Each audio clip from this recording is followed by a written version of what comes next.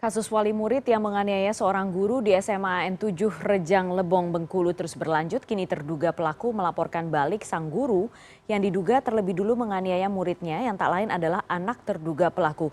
Kita berbincang malam ini bersama narasumber Kepala SMA N7 Rejang Lebong, Bengkulu, Bapak Riswanto. Selamat malam Pak Riswanto.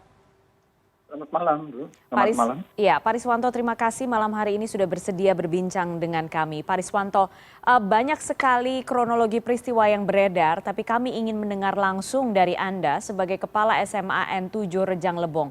Bagaimana sebenarnya awal mula peristiwa ini, Pak Riswanto? Ya. Asal mulanya itu, ini dari keterangan juga karena kami tidak melihat langsung. Iya. Jadi keterangannya yang dari korban. Jadi kami biasa itu kalau pagi-pagi pukul 7.30 mengadakan keliling di lingkungan sekolah untuk menertibkan siswa harus masuk ke dalam kelas masing-masing. Tapi ketika itu ada siswa yang merokok, lalu ditegur oleh guru Pak Jaharman, guru olahraga, sebelum dia masuk ke lapangan untuk menertibkan siswa. Ternyata siswa tersebut merokok, lalu dinasihati, lalu ditegur, ternyata dia tersinggung dan lari lewat pintu belakang. Dan Pak Jarman tidak tahu karena di saat itu Pak Jarman langsung menuju lapangan untuk menyiapkan siswa untuk berolahraga pada mata pelajaran olahraga itu. Dan di depan ada di gerbang itu ada orang tua, Pak Arpan Jaya bersama putranya masuk ke gerbang dan kami sambut karena wali murid ya, oleh satpam dan kami. Dan beliau memang emosi membawa senjata tajam dan kami amankan supaya jangan ada sesuatu, lalu kami ajak untuk komunikasi. Ternyata beliau menerobos ke belakang dan dari jauh kami tidak menyangka bahwa si orang tua wali murid ini dia membawa ketapel ya, lalu diarahkan ke Pak Arman Jaya, ke Pak Jaharman ya. Diarahkan lalu kena matanya dan kami tidak menyangka, tidak tahu apa yang akan terjadi, ternyata seperti itu dan dia lari. Yang Pak Arpan Jaya tadi, kami segera menyelamatkan Pak Jaharman yang kesakitan karena matanya berdarah.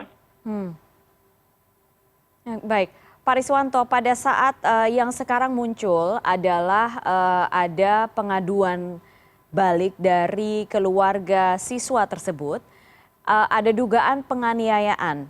Dari hasil investigasi, Anda menanyakan kepada para saksi dan siswa yang kemungkinan ada di lokasi pada saat guru ini menegur siswa, Pak Zaharman menegur siswa, apakah betul ada penganiayaan itu berupa tendangan di bagian wajah?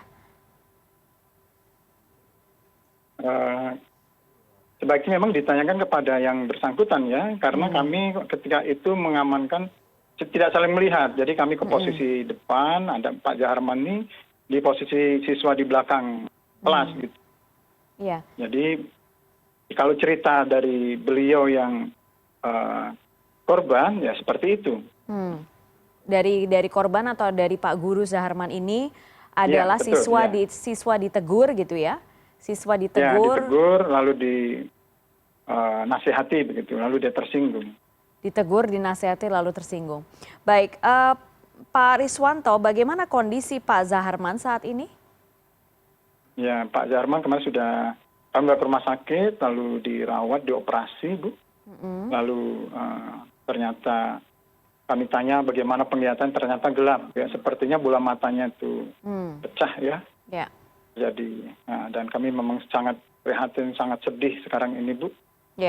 Tapi ini dan trauma ya, dengan kenyataan seperti ini. Betul. Pak Riswanto, apa yang terjadi saat ini dengan anak tersebut, Pak Riswanto? Tidak bersekolah atau bagaimana? Belum.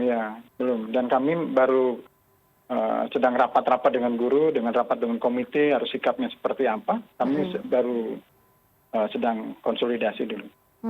Bagaimana dengan kondisi para guru di sekolah setelah peristiwa ini? Karena kami mendapat informasi guru-guru ketakutan, kemudian sempat menutup sekolah. Apakah betul itu, Pak Riswanto?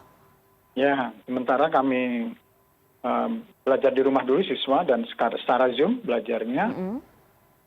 Masih dilakukan sampai sekarang? Ada yang daring ya. Iya. Dan kami sambil diskusi-diskusi dengan guru harus bagaimana untuk menyikapi ini dan rencana-rencana ke depan begitu. Ya. Apa yang ditakutkan Pak Riswanto? Apa yang ditakutkan oleh para guru saat ini? Yang jelas kami takut menasihati, Bu. Jadi takut menegur ya. Takut menegur, takut menasihati gitu. Dan memang harus waspada. Siapa tahu nanti perkataan kami, ucapan kami bisa melukai hati siswa, lalu nanti dia akan mengadu pada orang tuanya dan bisa terjadi seperti itu. Apakah pernah Memang harus terjadi? berhati-hati, gitu. Ya, apakah pernah terjadi hal seperti ini sebelumnya di sekolah Bapak? Pernah terjadi tapi tidak sampai melukai guru ya. Jadi kalau memang kami jika sudah ada masalah, kami panggil dan kami bertemu dengan orang tuanya, ya panggil orang tuanya, lalu kami nasihati. Memang orang tua itu kadang-kadang ada lah yang membela siswanya begitu. Tapi ada juga yang tidak membela ya. Tetap. Baik. Jadi inilah yang paling parah ya, yang paling. Pak Riswanto, sudahkah berdiskusi dengan Dinas Pendidikan? Sudah Bu, sudah dikunjungi, sudah bagus. Sudah dikunjungi, sudah berdiskusi ke depan untuk kami rapat dengan wali murid, rapat nanti didampingi oleh pemangku kepentingan, Bu. Iya. Artinya sekarang begini, selain dengan kasus ini kan bagaimanapun ada hak sang anak yang tetap harus diakomodir agar ia tetap bisa mendapatkan pendidikan begitu ya. Nah, apakah ini juga sudah dibahas Pak Riswanto dengan dinas, kemudian komite? Sedang kami bahas ini. Oke. Sedang dibahas. Potensinya seperti apa?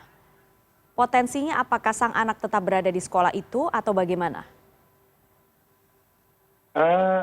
Kalau tetap berada, kami sebagai guru punya naluri untuk tetap mendidik ya. Tapi kalau misalnya tetap berada di sekolah, kayaknya dia sendiri malu.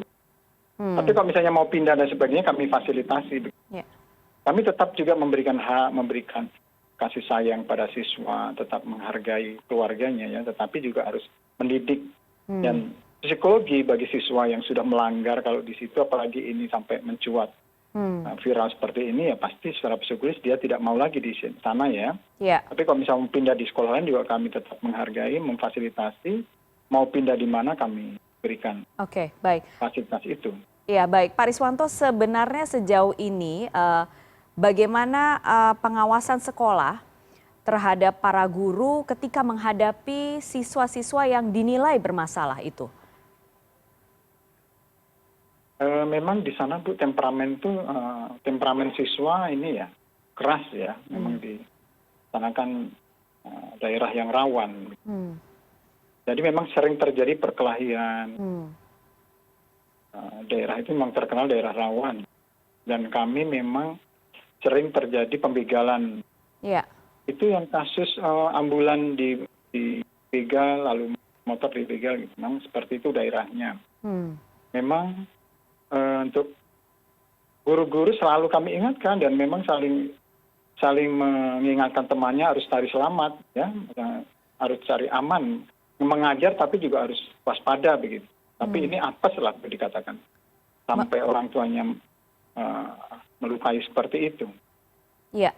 Dan Anda melihat sekarang peristiwa ini betul-betul mempengaruhi kondisi psikologis para guru di sekolah ini, di SMA 7? Ya Bu, sangat mempengaruhi ya. Jadi kami kan punya naluri mendidik, mungkin menjewer, disentil atau apa naluri begitu. Tapi ini sebenarnya belum tidak kami lakukan kalau pengamatan saya ya. Selama ini tidak ada yang mencubit, melempar, tidak ada gitu. Tapi kok bisa seperti itu gitu. Nah makanya juga harus hati-hati sekarang ini menasihati, juga hati-hati mengajar, waspada, jangan sampai melukai hati siswa ya. Baik. Apakah polisi kemudian juga sudah mewawancarai para saksi yaitu guru atau siswa yang ada di sana, Pak Riswanto? Sudah Bu, sudah semua. Baik, berarti kita tunggu perkembangan kasus ini seperti apa, termasuk jalannya gugatan ya atau aduan yang disampaikan oleh pihak keluarga sang anak soal dugaan penganiayaan itu. Baik, terima kasih banyak Pak Riswanto malam hari ini sudah berbincang. Dan kapan rencananya sekolah akan beroperasi atau normal kegiatan belajar mengajar lagi, Pak Riswanto? Paling lambat hari Senin Bu nanti. Hari Senin? Paling lambat hari Senin. Baik, baik. Semoga bisa sesegera mungkin dilakukan dan juga ada solusi untuk anak terduga pelaku ini ya, Pak Riswanto. Terima kasih sekali lagi. Terima kasih, Bu. Selamat malam, Bapak. Selamat malam. Ya.